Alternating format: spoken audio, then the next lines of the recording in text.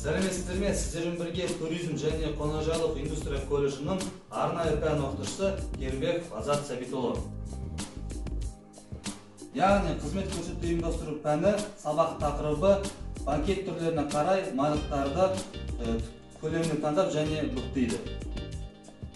Сабақтың мақсаты 100% студенттер банкет түрлеріне қарай майлықтарды таңдайды, ал 90% джонка, бұрылған шатыр, көйлек түрлерін бүктейді. Майлық мерекелік дастарханның негізгі элементі. Шығу тарихына тоқталатын болсақ, ежелгі грекиядан басшылары өздерінің құдықтарын дастархан барысында құдықтары инжир ағашының жапырағынан еріндерін сүртетін болатын басшылар. Енді бұл сол жылдан келе жатқан негізгі элементтің түбі болып келеді. Қазіргі таңда мейрамханада майлықтар дастарханның көркін және сәнін береді. Жалпы майлықтардың екі түрімен біз қолданамыз. Ол бірінші қағаз майлықтары және мата майлықтары. Қазіргі таңда мейрамханаларда мата майлықтарымен біз әдетте ерін сүртпейміз. Ол жағдайда дастарханға қағаз майлықтары тұрады. Енді кейбір мейрамханаларда бізде былайша айтқан кезде қағаз майлықтар болмаған кезде әдетте осы мата майлықтарымен қолданып ерінді және сізге киімді болғаны үшін біз қолданамыз. Бүгінгі біздің сабағымыздың мақсатына жету үшін біз майлықтардың үш түрін үйренуіміз қажет. Бірінші ол майлық джонка, бұралған шатыр, үшінші ол көйлек. Енді сізге жаңағы үй тапсырма кезінде білім платформасына сіздерге презентацияны жүктеймін. Және бұл презентацияда әр майлықтардың түрлерінде гиперссылка орналасқан. Бұл гиперссылкада жаңағы бейнероликтері бар. Соған қарап сіздер үйде тағы да қайталасаңыздар болады. Енді бізде қазір джонка, бұралған шатыр, көйлектің жұмысының бүктеу әдісіне кірісеміз. Майлықтар негізі көлемінде 60-50, 50-50, 25-25 келеді. Мысалы таңғы аста біз майлықтарды 25-25 қолданамыз. Ал мейрамханада үлкен тойларда майлықтар көлеміне 50-50 немесе 60-60 көлеммен майлықтарды бүктейміз. Енді майлық негізі ол гигиенаның заты. Сондықтан даяшының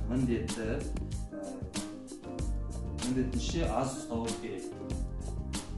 Енді бірінші біз майлықты джонка түрін үйренеміз.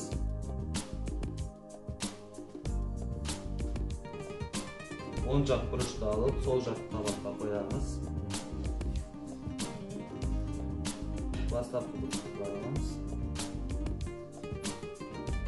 Оң жақ бұрышты ішке қайырып, сол жақ бұрышты ішке қайырып, түпкі бұрышын ішке қайырып, қысып, нықтап,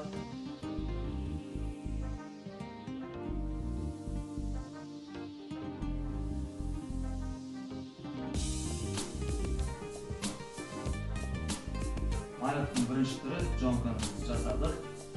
Енді келесі кезекте бізде бұралған шатыр.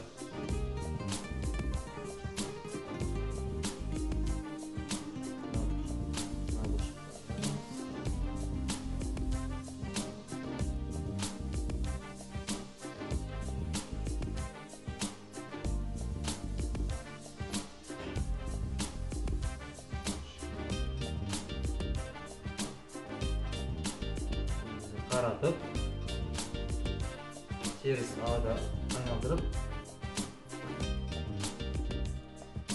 ораймыз.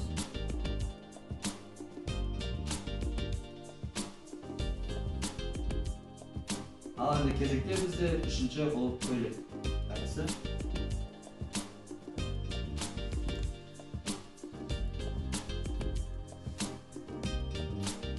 Майлықтың оң жақ бұрышын сол жақ төменгі бұрышқа қайырамыз.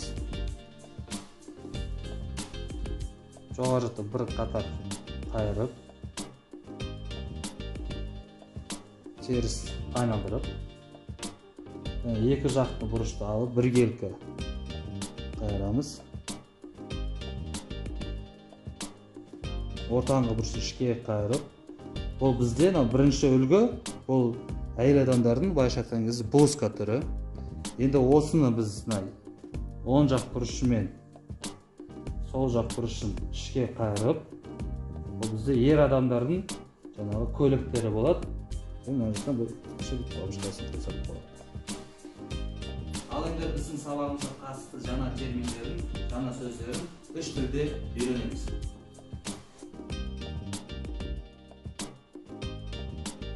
Даяшы, официант, waiter. Даяшы, официант, waiter. Мата, ткань, clothes. Мата, ткань, clothes. Қағаз, бумага, paper. Қағаз, бумага, paper. Майлық, салфетка, napkin. Майлық, салфетка, napkin. Бүктеу, складывание, fold. Бүктеу, складывание, fold. Түрлері, виды, kinds. Түрлері, виды, kinds. Енді біздің сабағымыз қорыта келсек, сіздерге үй жұмысы білім платформасына жаңа сөздерді ағылшын тілінде сөйлеу құрайсыздар, және майлықтарға үш түрін жаңағы бейнероликтер түсіресіздер. Назар аударғандарыңызға рахмет.